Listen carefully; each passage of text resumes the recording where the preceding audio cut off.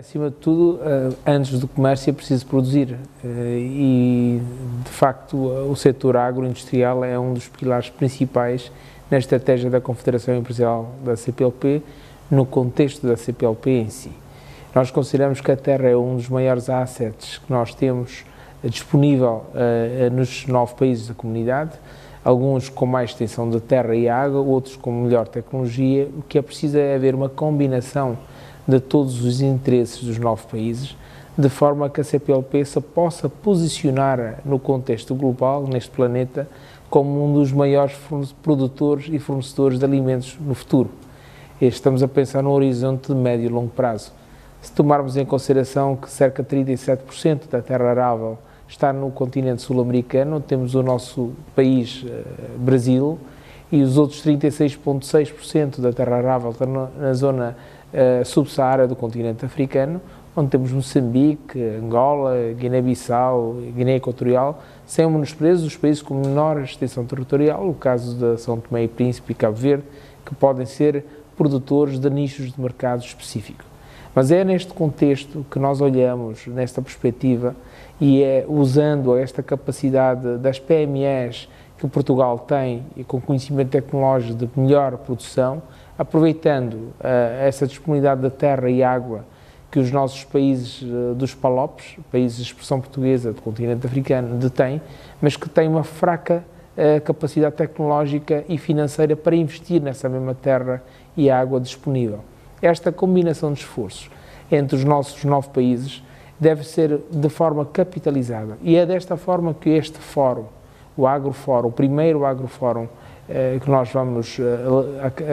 anunciar agora para o dia 28 de outubro, pretende exatamente reunir esses stakeholders todos, políticos, empresários, a sociedade civil, de forma que os empresários possam ser esses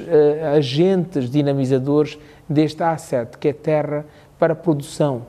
agroalimentar, não só para negócios, mas também como forma de desplotar aqui uma necessidade social que os países têm de usarem esta asset que é terra e água para produzir mais, gerar emprego e, obviamente, podermos contribuir com grandes negócios, com a marca CPLP, que é um sonho que um dia a gente se possa posicionar de forma global no contexto das nações para ser, obviamente, a alavanca também de fornecimento de alimentos neste planeta que se chama Terra.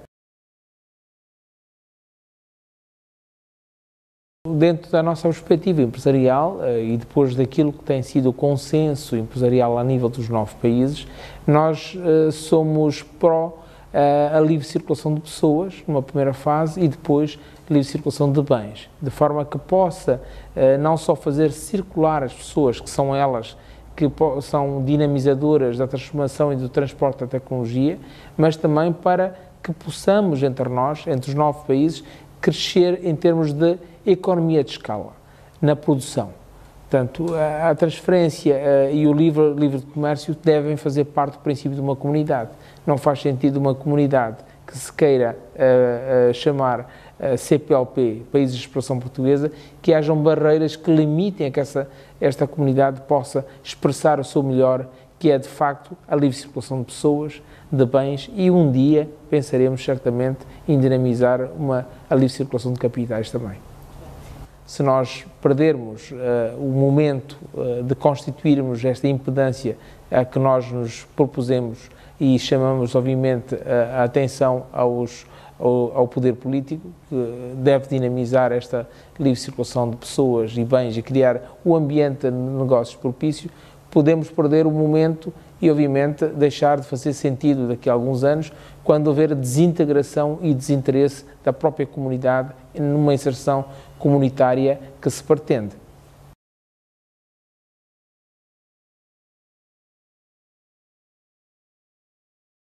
A questão da transferência tecnológica, as PMEs portuguesas têm esta capacidade, mas também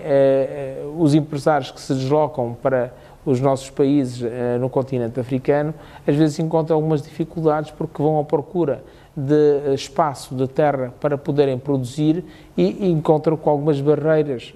digamos, pouco claras. E é preciso, de facto,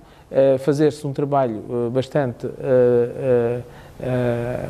importante, com transparência, a que os empresários, quando chegam, querem investir e deem provas disso, possam saber qual é a área disponível,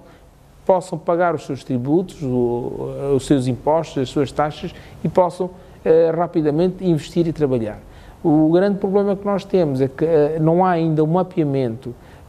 das terras disponíveis para serem trabalhadas e o que acontece é que os empresários às vezes ficam algum tempo e não conseguem ter acesso pela complexidade que envolve o procedimento de acesso à terra.